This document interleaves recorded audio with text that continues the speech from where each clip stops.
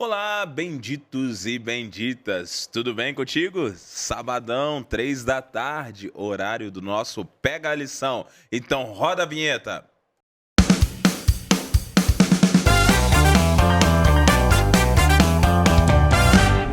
Que bom que você está aqui em mais um sábado para estudar a lição da Escola Sabatina. Como você sabe, aqui no Pega a Lição nós temos uma proposta: revolucionar a sua vida através da comunhão. É por isso que todos os sábados nós estamos aqui estudando a lição de jovens no contexto, que tem sido uma lição fabulosa. Esse trimestre estamos estudando as parábolas de Jesus e em cada dia eu tenho tido aqui um time extraordinário. Você sabe disso. E hoje não é diferente. Hoje eu estou começando aqui com esse time fabuloso que está aqui. Deixa eu apresentar para você de casa.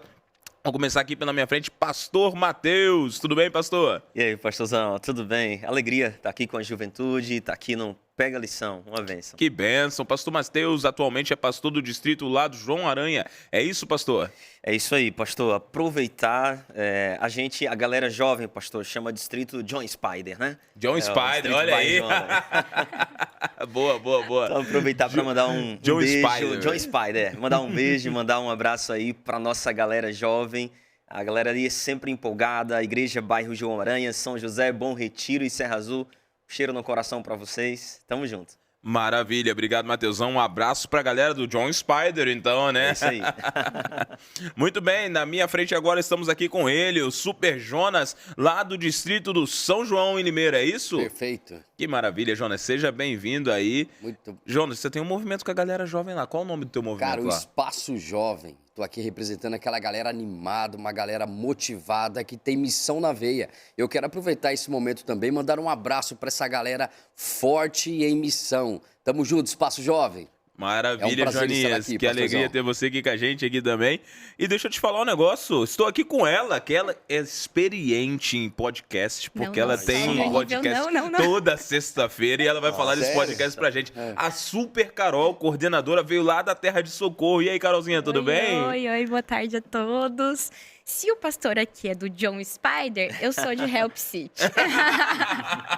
É um Help prazer City. estar aqui. Help City, lá de Socorro. Um beijo pra todo mundo. E em Help City vocês têm um podcast. Qual o nome do podcast? Sim, temos, é o For Life Cast. A gente Olha inventou aí. um movimento que chama For Life e o podcast ficou For Life Cast. Que legal. E sai Toda os dias? sexta. Toda sexta-feira, às 7 horas da noite. Qual canal que a gente encontra pra gente poder assistir? A gente tem um Prefeito é Nosso, lá de Socorro, né? Então a gente transmite pelo Facebook oficial Ricardo Lopes ou no YouTube Ministério.forlife. Que legal, que bacana. Então você pegou todas essas dicas, você já sabe, tem muito material bom para você poder estar vendo por aí, estar estudando. Não importa de onde você seja, tem como você crescer e desenvolver a sua fé em Deus. Mas você veio aqui para estudar a lição, então antes da gente começar o estudo da lição, Jonas, você ora pra gente, por favor? Claro. Poderoso Deus, maravilhoso Pai, te agradecemos a oportunidade de ser mensageiro das tuas palavras.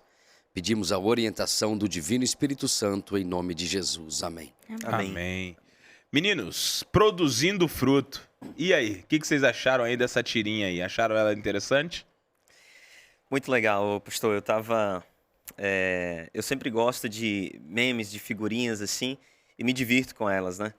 A verdade é que Cristo ele é a videira verdadeira, é o que a gente entende através da Bíblia, né?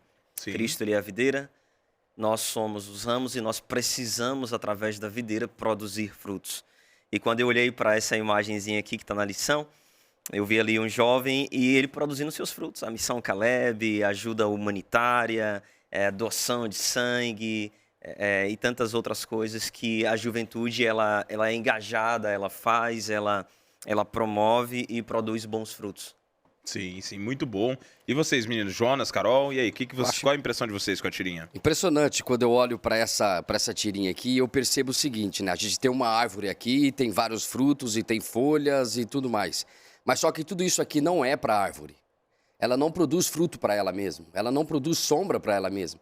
Ela produz fruto e sombra para alguém. Então, quando eu vejo um jovem empenhado no trabalho missionário, se dedicando na obra de Deus, reconhecendo o propósito que eles foi designado, que é a missão, é servir o próximo. Muito bom. bem colocado. Muito legal. Eu gostei também porque na faculdade eu fiz arquitetura. A gente aprende na aula de paisagismo que Vou falar geralmente porque eu não lembro se é todas as vezes. A raiz de uma árvore é igual ao tamanho da copa. Então, se você olha uma copa da árvore, você sabe que a raiz vai até a largura da copa. Só Uau. que aqui no desenho, a raiz é bem maior. Para mostrar que o que Jesus está propondo para a gente é algo muito a mais do que a legal. Sai da gente lógica, imagina. né? Sai da lógica, exatamente. Então, eu gostei bastante da tirinha, assim.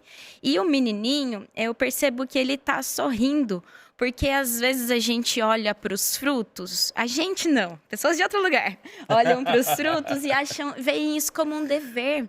E na verdade não, é uma alegria, é uma satisfação a gente poder gerar isso. Então ele tá com o rosto feliz, animado, ele não tá, nossa, tem que doar sangue, nossa, tem que arrecadar alimento para doação. Não, é uma alegria a gente poder fazer parte desse movimento. É participar da alegria do Senhor, né? Quando a gente produz frutos, quando a gente está envolvido na missão, e você falou bem, o menino, ele está sorrindo aqui, ele está participando da alegria do Senhor. Servir ao Senhor, produzir os frutos, é uma alegria, não é um fardo. Não é um fardo, né? Muito bacana isso que vocês colocaram, e o detalhe da raiz, ele é realmente muito interessante. Porque a gente pensa no seguinte, né? A raiz, normalmente, quando você vê uma árvore, você não imagina o tamanho da raiz por baixo, né? E agora, para um cristão que está plantado em Cristo, a raiz tem que ser maior que os frutos. Às vezes nós estamos preocupados em produzir frutos e podemos até falsificar alguns frutos, né? Vamos dizer assim, alguns comportamentos, e a raiz não existe, né? Agora, o problema é que sem raiz o fruto não tem sabor, a árvore está prestes a cair, não produz nada, né? É verdade. E é curioso que agora, quando a gente começa a olhar para esse ponto, a gente percebe uma coisa. Para você poder dar, primeiro você precisa receber. E a lição, ela começa citando algo bem curioso, né? Ela começa citando o Mar Morto. Porque ali o Mar Morto, ele é uma fonte que ele recebe águas de alguns lugares, riachos, rios e de outros lugares, e os peixes vão sendo carregados, algumas algas vão sendo carregadas, mas quando chega no Mar Morto, tudo morre, né? O Mar Morto tem uma alta densidade de sal, então lá nada sobrevive. Existe até algumas teorias que falam sobre o Mar Morto ser Sodoma e Gomorra, outras coisas, mas nada comprovado, né? São teorias, né? Mas o fato é que o Mar Morto recebe de todos os lados, mas não produz vida. Você acha que tem cristão que é assim? Pastor, com certeza. E infelizmente sim, né?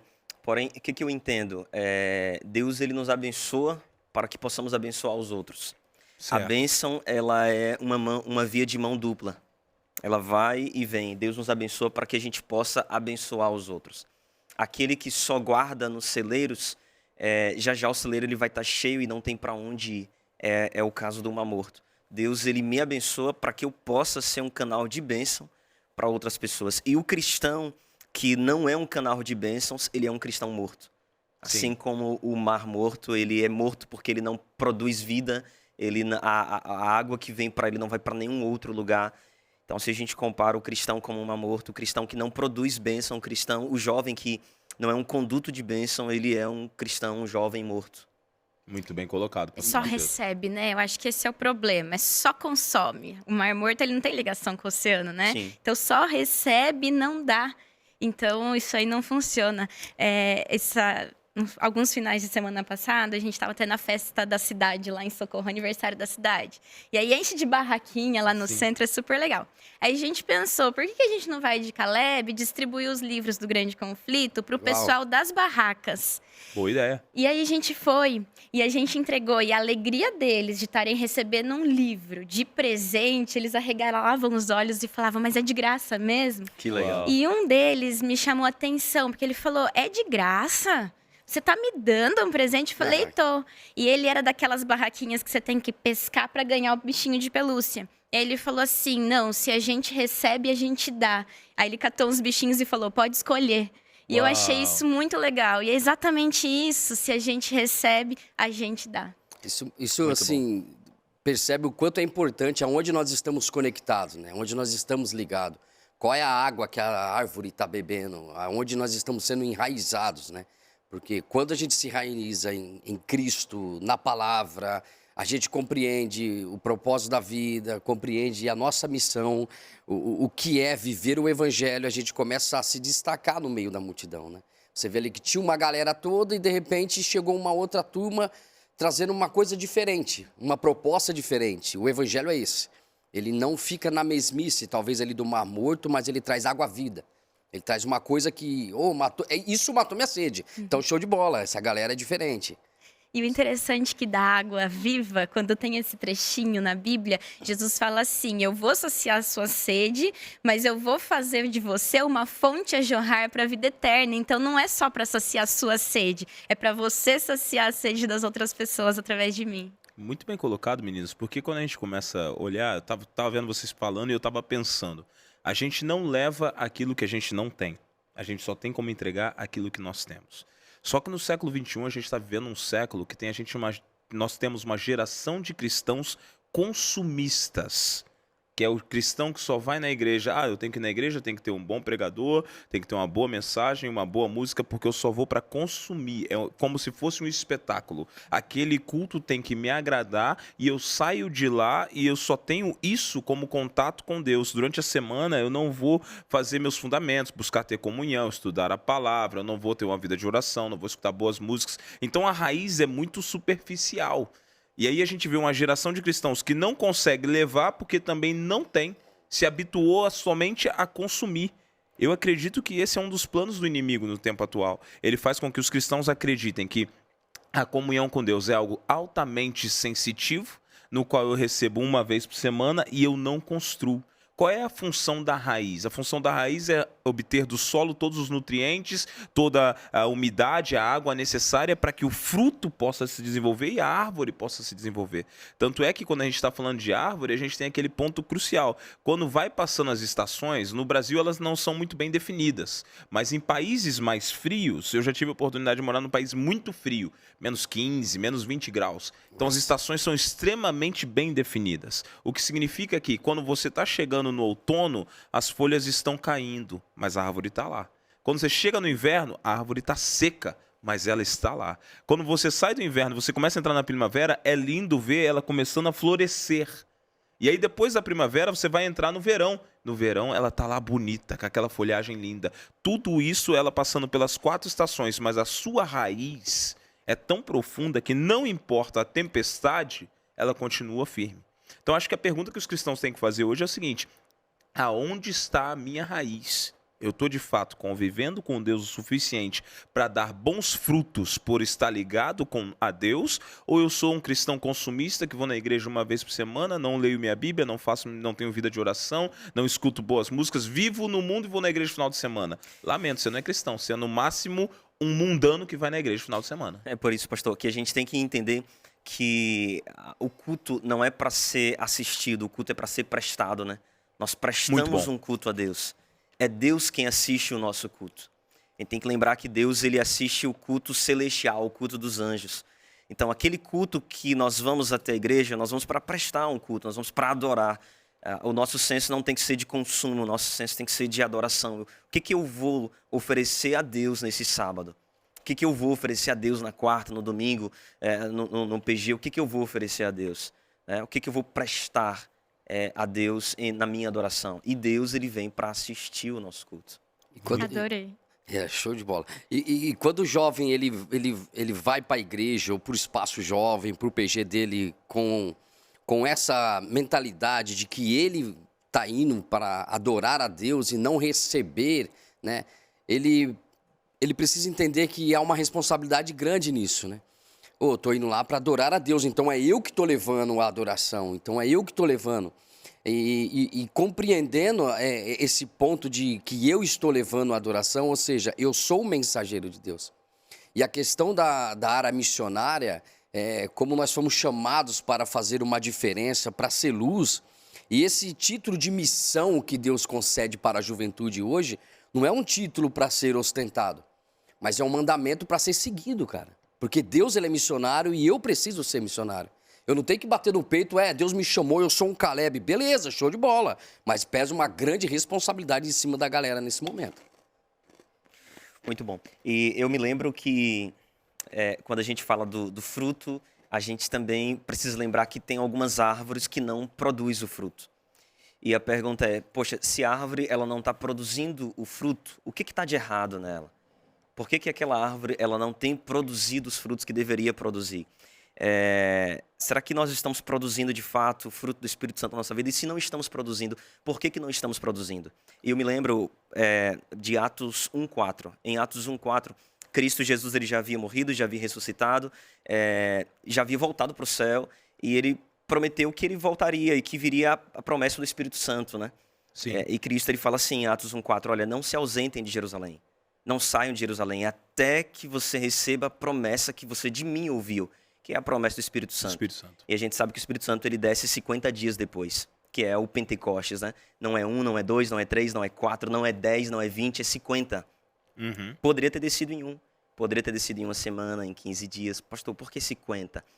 Ellen White ela chega a comentar que em Atos 1:4 os discípulos precisaram colocar de parte todo o desejo de supremacia, toda divergência, ou seja, eles precisaram se unir, é o que ela fala, em íntima comunhão cristã, para que o Espírito Santo descesse sobre eles. Então, o que eu entendo? Para que eu possa produzir os frutos do Espírito Santo, eu preciso estar em íntima comunhão cristã com Deus e com o meu próximo, com os meus irmãos.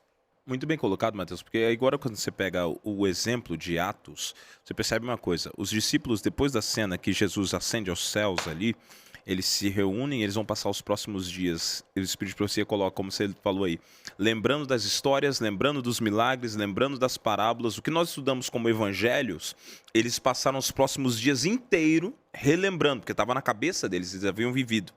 As outras fases foram, eles estavam durante esse período em oração constante, em jejum constante, até que a Bíblia e o Espírito de Profecia diz que eles se tornaram unânimes. Então eles se tornaram unânimes, o Espírito foi derramado. Normalmente, quando eu leio esse trecho, eu vejo duas coisas. Número 1, quando o Espírito foi derramado, esses homens já estavam dando os frutos do Espírito, que a Bíblia muito bem coloca. Então, os frutos do Espírito, a transformação do caráter, ela vem mediante a presença do Espírito Santo na tua vida. Você não faz essa mudança sozinho.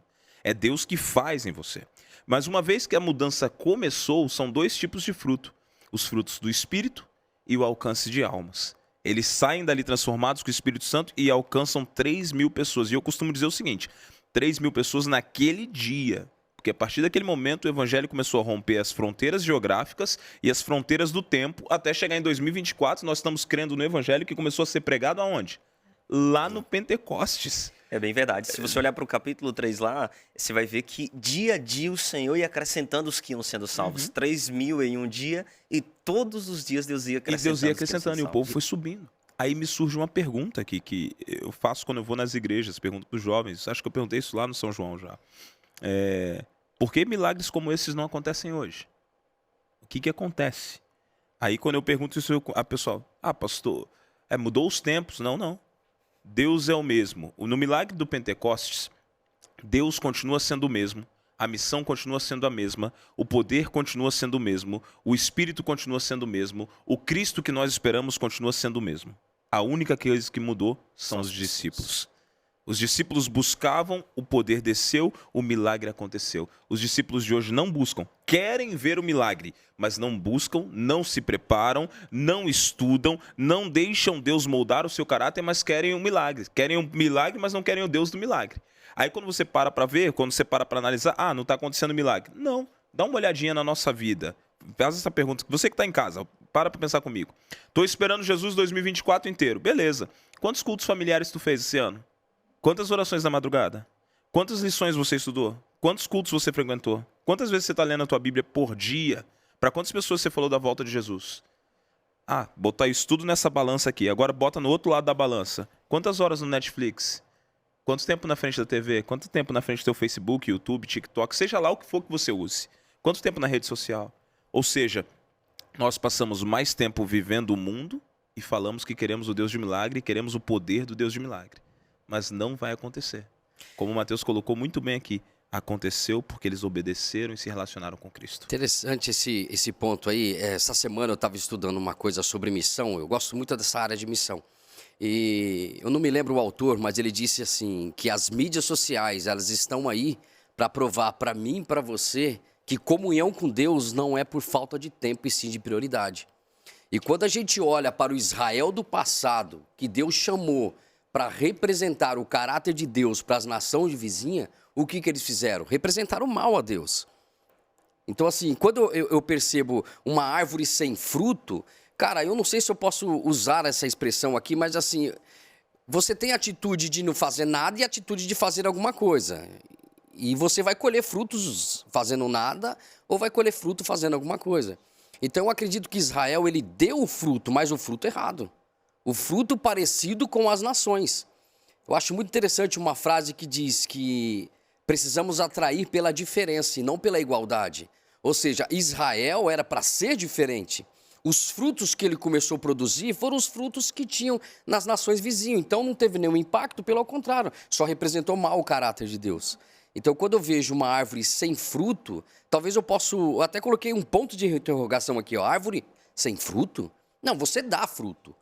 Ou é para glória, ou é para segurar os jovens na mornidão e achar que está tudo sob controle, sendo que a gente estamos em guerra e precisamos se envolver dentro de missão e representar o caráter de Cristo, não como Israel no passado fez, mas como foi citado aqui em Atos dos Apóstolos, recebendo ali o poder do Espírito Santo, aí sim nós vamos causar grande impacto na sociedade. As pessoas hoje se perguntam, cadê o Deus de Elias, né? Cadê o Deus de Moisés? Cadê o Deus de Esté? Onde está esse Deus? E eu imagino Deus olhando para nós e se perguntando, cadê os Elias de Deus?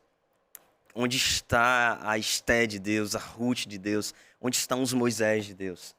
Então a gente quer cobrar muito daquilo que Deus poderia fazer, mas Deus ele só usa aquele que quer ser usado, aquele que deseja ser usado. Então, se nós não desejamos, se nós não fazemos por onde ser usado, se a gente não vive em íntima comunhão cristã, se nós não estamos procurando receber o fruto do Espírito Santo para que esse fruto seja mostrado na sociedade, seja mostrado na nossa vida, na nossa igreja, nós nunca produziremos bons frutos. Aí vocês falaram uma coisa interessante. Algum fruto a gente vai dar, não é? Aqui a lição trouxe que o povo de Israel ele tinha o dever de apresentar a salvação para o mundo. E a lição fala que eles só não apresentaram como eles se tornaram um obstáculo para que as pessoas chegassem até Deus. Então, será que, além de eu não estar fazendo a minha parte, será que eu tenho sido um obstáculo? Porque algum fruto a gente vai dar. A porta já é estreita, né? A gente põe um pedágio no meio ainda. Imagina! A gente vai ser cobrado por isso. Exatamente. E aí, acho que o problema da parábola também é que... em outros momentos a gente vê isso também, a figueira às vezes, uma outra figueira também às vezes aparentava dar o fruto, porque as figueiras elas dão os frutos com a folha, acho que a lição trouxe isso, né? As Sim. folhas ainda estão lá, então o fruto tá ali e às vezes ela aparenta uma coisa que ela não é, então parece ter um bom fruto ali, mas na verdade não tem. Eu me Propaganda lembro, enganosa, né? Isso tem um texto de Ellen G. White no livro Evangelismo, a página 63, que ela fala assim, onde quer que estejais e por mais probante que forem as circunstâncias, não faleis em desânimo. Isso é muito forte. Muito. E ela diz assim, está a Bíblia repleta de valiosas promessas, não podereis vos crer nela? Então, onde quer que estejamos, não faleis em desânimo. Então, se a gente não vai ser um conduto para abençoar, que nós não sejamos um conduto para amaldiçoar, para desanimar, para não avançar a obra do Senhor. Isso, muito bem colocado, meninos, porque o que eu tenho visto por aí, não sei se vocês têm observado, é que a gente tem muito desânimo por aí, muito desânimo pelas igrejas e muita autojustificativa. Eu não faço também porque a igreja está assim, ou porque o pastor é assim, ou porque acontece isso e isso na minha igreja, como se isso justificasse a ausência do Espírito. Só que a presença do Espírito é de responsabilidade individual. Todos podem buscar, todos devem buscar, pode se manifestar em todos, mas eu começo por mim. Então, a ausência do Espírito na minha vida não se justifica com os erros do pastor, da igreja, da religião ou de qualquer outra pessoa. Se justifica com os meus erros e com a minha ausência na presença de Deus. E é curioso ver o seguinte, a gente vai ler aqui a parábola, mas a presença dos frutos verdadeiros demonstram a presença do Espírito. E quando eu digo os frutos verdadeiros, eu estou dizendo os frutos do Espírito e o ganho de almas, porque pessoas vão ver Cristo através de mim. Mas a ausência dos frutos verdadeiros e a ausência do ganho de almas, não se engane. Você pode estar na igreja há 30 anos. A ausência dos dois significa a ausência do Espírito. Não tem como. Quem tem o Espírito vai dar os frutos. Vai dar fruto. Não adianta. Quem não tem, pode dar outro tipo de fruto, como vocês colocaram. Não adianta. Mas deixa eu ler o texto para vocês darem uma olhadinha, para a gente poder comentar um pouco. Vamos na parábola aí, Pra gente dar uma olhadinha. A parábola está no livro de Lucas, capítulo 13. Você que está em casa, Lucas 13, do 6 ao 9. É uma parábola curta, mas é interessante que a gente dê uma olhadinha nela, tá bom? Mateus vai colocar aqui na tela pra gente. Muito bem, vamos lá. Então contou esta parábola. Um homem tinha uma figueira plantada em sua vinha. Foi procurar fruto nela e não achou nenhum. Por isso disse ao que cuidava da vinha: já faz 3 anos que venho procurar fruto nesta figueira e não acho. Corte-a, porque deixá-la inutilizar a terra. Por que deixá-la inutilizar a terra? Respondeu o homem: Senhor, deixe-a por mais 1 ano, e eu cavarei ao redor dela e a adubarei. Se der fruto no ano que vem, muito bem. Se não, corte-a. Uau! Isso aqui é bacana, hein? Muito forte. Muito forte, né? Qual a impressão de vocês com esse texto, pessoal? Cara, eu olho pra isso daqui, é aquela expressão meio maluca que a gente anda, né? Um peso morto. Pô, você é um peso morto, velho? Peso O que morto. tá acontecendo, cara? Você não se mexe em nada. Então, quando vê... É uma árvore, tá ali bonita, tem folha, sei lá... Mas aí não tem utilidade pra nada. Então, quando eu olho pra galera jovem hoje, eu percebo que, de uma forma, eles estão buscando a Deus... Mas eu olho para o outro, até estávamos citando aqui, e desculpe até a expressão, eu acho muito fera, interessante, quando um jovem olha para mim, de 40 anos, e diz assim, pô, cara, eu não tenho a mesma pegada que você tem, velho. Então, assim, a juventude hoje, ela é forte, cara. A Bíblia diz que já venceu o maligno. Você já tem o apoio de Deus sobre isso. Talvez aquele conselho de Salomão que ficou lá atrás, a gente precisa trazer isso em mente. Lembrar do meu Criador no dia da minha juventude, cara. Eu tenho que estar... Não lembrar, lembrei de Deus aqui, beleza. Não, é lembrar se aprofundando na grandeza e o poder que Ele é. E através dessa lembrança da busca pela palavra de Deus, eu não vou ser só uma coisa de aparência, um peso morto. Eu vou ser algo útil, cara. Algo que vai servir alguém, servir um local, servir uma comunidade. Eu preciso servir. Essa é a missão dos jovens. Muito bom. Eu me lembro, pastor, quando a gente fala sobre um peso morto ou uma árvore que dá bons frutos, eu me lembro de Salmos capítulo 1. Davi, ele faz uma comparação com o justo e o ímpio.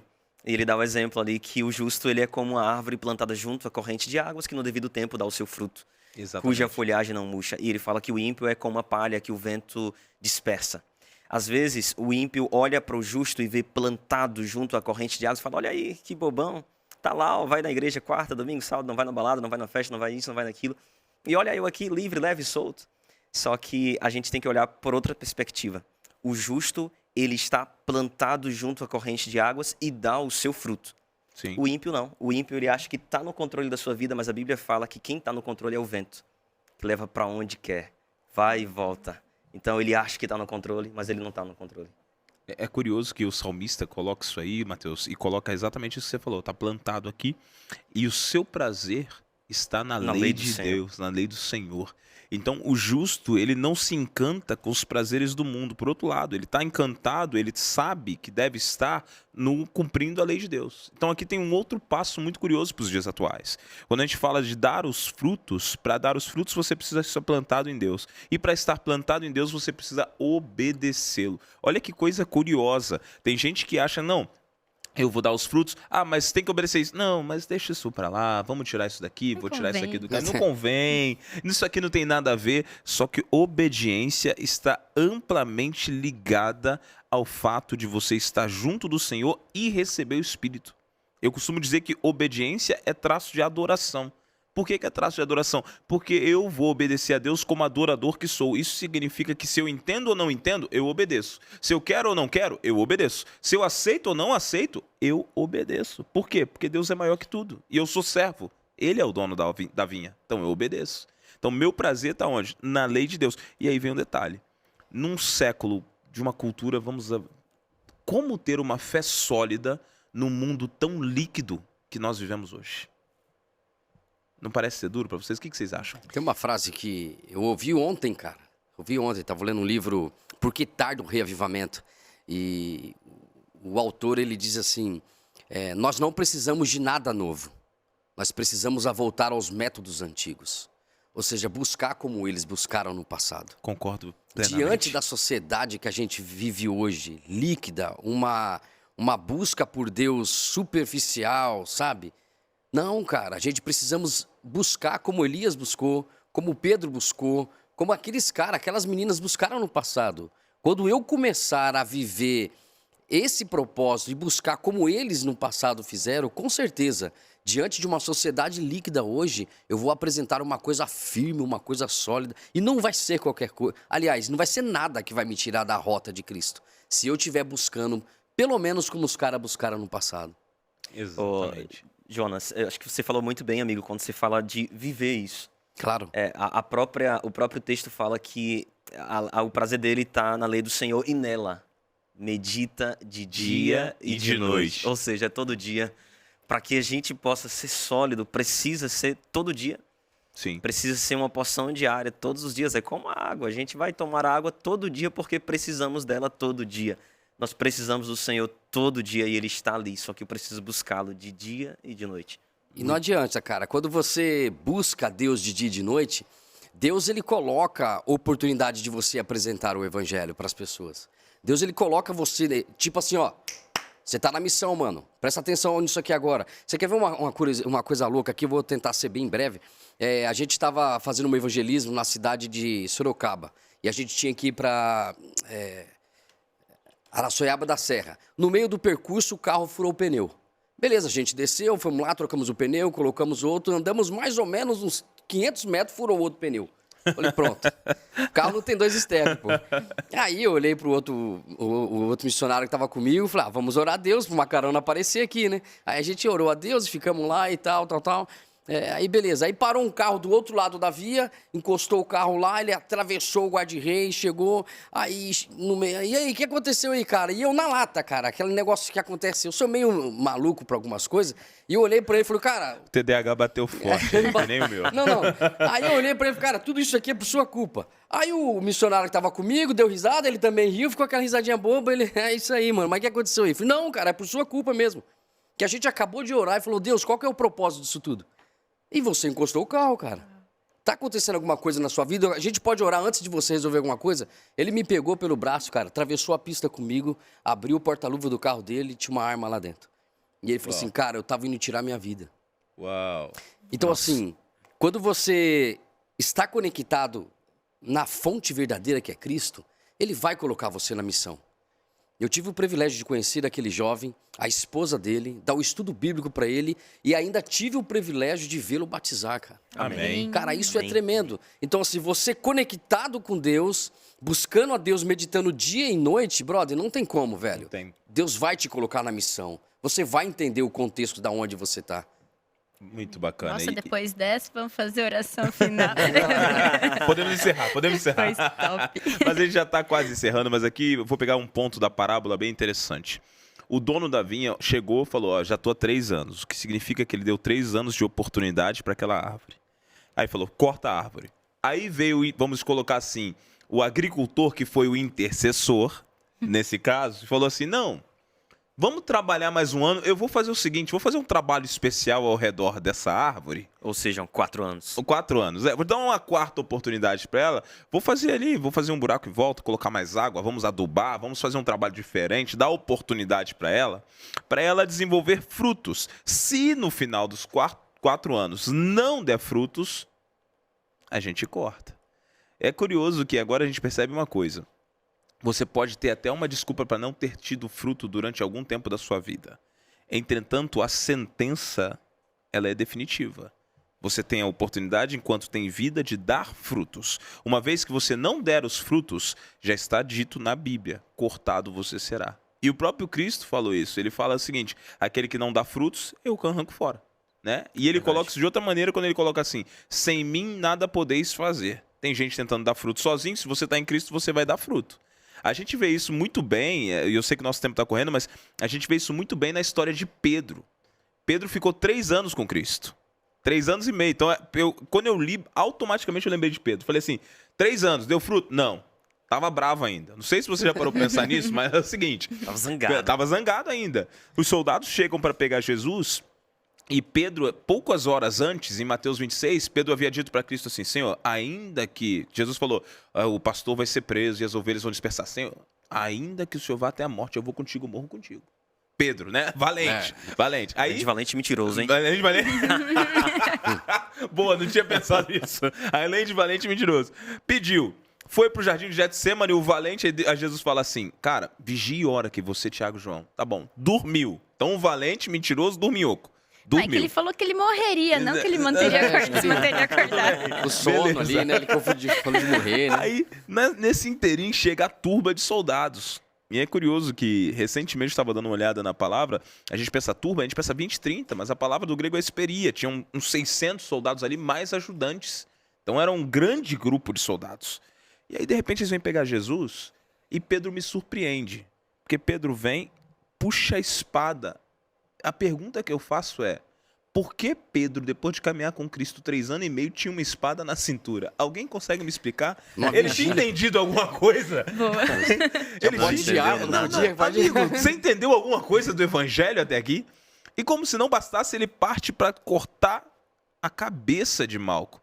Malco é muito rápido, tira a orelha, mas eu não sei vocês. Eu queria que ele cortasse a cabeça. E explico por quê. Porque não era raiva, não. É porque eu acho que se Cristo tinha poder para colar a orelha, imagina a narrativa bíblica falando Nossa, assim, Jesus agachou, pegou a cabeça de Malco, colocou no lugar e colou. Nossa, ia ser um milagre incrível, para pra pensar. Ia ser extraordinário, né? Mas o fato é que Pedro não havia sido transformado apesar de 3 anos. Não tinha fruto em Pedro. Pedro era dominado pela sua vontade, pelo seu ímpeto, pela sua impulsividade. Pedro era dominado pelo seu caráter forte. Pedro era dominado pela sua valentia. E no final das contas, ainda que estava andando com Cristo, não tinha frutos, não tinha raiz. É nesse momento da história que Pedro começa a se preparar para o que eu tenho um sermão que eu falo sobre isso, que ele está indo ladeira abaixo. Porque ao final desse dia, ele vai negar Jesus 3 vezes. Vivia um evangelho superficial, né? Completamente superficial. E aqui vem uma lição para todos nós. É possível você ser da igreja, é possível você ser líder da igreja, é possível você estar nos bancos da igreja, todos os cultos, seguir uma religião há 20, 30 anos da tua vida e não estar vivendo um evangelho profundo. Está sendo superficial. Não se relaciona com Cristo. Não tem frutos. A transformação de Pedro ocorre depois. Por quê? Porque ele chegou num ponto que ele estava negando a Cristo. Aí ele acordou. Ele falou, cara, o que eu estou fazendo? Aí é que ele encontra Cristo de verdade, né? E é interessante, o pastor, quando Pedro ele encontra Cristo, é uma questão de olhar, né? A gente consegue identificar o sentimento das pessoas através do olhar. Eu falo isso porque em casa eu conheço os olhares da minha esposa. Então, quando ela tá zangada comigo, eu sei o olhar. Quando ela quer me dar uma bronca, eu também sei o olhar. Sim. Quando ela quer me elogiar, eu tô pregando, ela fala assim, poxa, isso aí foi muito da hora, viu, meu bem? Aí eu sei o olhar dela também. É isso. E o olhar de Jesus para com Pedro, ele foi o mais extraordinário. Porque depois que Pedro ele nega Jesus 3 vezes, Cristo ele fita os olhos em Pedro, ele olha olho no olho para Pedro. Sim. E aquilo me surpreende, porque a Bíblia não diz que tipo de olhar é aquele, eu consigo imaginar que tipo de olhar era aquele. Aquele não era um olhar de ressentimento. Era um olhar de sentimento, de amor. Não era um olhar de culpa, de rancor. Era um olhar de perdão. Pedro, eu tô te perdoando. Diferente do que Judas faz. Judas vai lá e tira a sua própria vida. Pedro não, ele sai e chora amargamente. Pedro se arrepende. Exatamente. Esse lance... Quer terminar? Pode falar. Desculpa. Esse lance da impulsividade era muito forte nele, porque se a gente pensar, ele tinha prometido que iria com Jesus até a morte. E naquele momento da espada, era isso que ele estava fazendo, né? Sim. Porque o que aconteceria se Jesus não intervisse? Eles iam matar Pedro por ter feito isso com um soldado romano. Claro. Não iam? Ele ameaçou, Verdade. não cortou a cabeça, falou, agora na segunda eu corto. Pois é. Mas ele iria morrer, É. certamente, né? Muitos soldados, Foi muitas até a pessoas. morte, porém com a motivação errada, é na impulsividade, é fazer sem pensar. Depois, sim, no final Sim. da vida dele, ele vai até a morte mesmo com Jesus, mas depois de ter sido convertido de verdade, de abrir o coração para que isso acontecesse. Sabe uma coisa que eu gosto muito da parábola também? A primeira coisa, eu escutei um sermão uma vez, eu acho que foi do Robson Aleixo, mas eu não consegui encontrar, que falava sobre isso. Se a gente prestar atenção no texto, fala que o homem tinha uma figueira plantada na sua vinha. Então, no meio de uma plantação de uvas, tinha uma figueira. Isso não faz sentido nenhum. E ainda uma figueira que É não dá verdade. frutos. É verdade, eu não tinha parado pra pensar nesse detalhe. Tem algum lance da figueira que eu não lembro muito bem. Eu acho que ela não combina com uvas também, algo assim. Sim. Mas o interessante é que era uma figueira no meio de uma plantação de uvas e que não dava fruto. E ficou por tantos anos ali, né? Mas o interessante é que o viticultor, que é o cara que cuida das uvas, falou: não, senhor, não corta ela, não. Deixa eu tratar dela até o final do ano e aí a gente vê o que acontece. E a história para por aí. E eu quero morrer, porque eu queria saber o que aconteceu no final. Queria Mas ter o detalhe final. a história ficou sem final. Por que Jesus não dá o final? Porque ele é o Deus das segundas chances. Amém. Foi assim com Pedro e é assim com cada um de nós. Então você pode estar pensando: nossa, minha vida é terrível, não estou fazendo nada, não estou dando fruto nenhum. Ei, é Jesus te acordando para que você possa dar frutos. Ele é o viticultor e falou: pai, peraí. Deixa eu cuidar deles mais um pouquinho, ainda que não estejam servindo para nada conforme aquela árvore, mas deixa eu colocar adubo. E sabe, o final da história é a gente que vai dar. É a gente que vai escolher qual que vai ser o final da minha história. Exatamente. Pegando um gancho dessa afirmação poderosa, né? Quando eu vejo o Pedro olhando para Jesus e Jesus olhando para ele, né? E ele talvez fala assim: uau, eu acho que agora eu preciso ter um tempo mais de qualidade com Deus. Conhecer quem é esse Jesus maravilhoso. E você pode ver que Pedro, em alguns momentos da sua vida, ele fala: eu quero ver ele, né? Ele corre lá para ver quem ressuscitou, vê que o pano está dobrado, ele corre e fala: não, eu preciso encontrar com Jesus. Então, assim, talvez assim: eu não me envolvi ainda na missão, eu não tenho a chance. Cara, a chance é hoje, velho. A chance é hoje de você provocar esse olhar de Jesus na sua falha na missão. Então, assim, tem uma frase que eu gosto muito de Paul Washer, que ele diz assim: a sua fraqueza, ela tem que te conduzir para Deus. Não para o buraco. Quer saber de uma coisa? Já fiz isso, já fiz aquilo, vou arrancar minha vida agora. Não, pô. Se você tá longe, tá no fundo, ela tem que te levar para Cristo, cara. Eu acho que Pedro quando olhou para Cristo ali, falou assim: realmente ele é o poderoso. Ele é o que vai fazer a grande mudança na minha vida. Eu preciso mais dele. Muito bem colocado. O Hebreus coloca assim: na fraqueza te faço forte. O pior momento de Pedro o levou ao encontro íntimo com Cristo. Eu imagino, vocês já falaram do olhar, eu gostaria de contrapor só uma coisa. Imagina o sentimento de Pedro quando ele viu os olhos de Cristo: constrangimento, vergonha, dor, culpa. Ele olhava para si e falava: realmente, eu neguei, eu sou muito pior do que eu imaginava. E ele achava que no olhar de Jesus ele ia encontrar condenação e julgamento. Mas como Mateus muito bem colocou aqui, ele encontrou amor, perdão, redenção, compaixão, recomeço.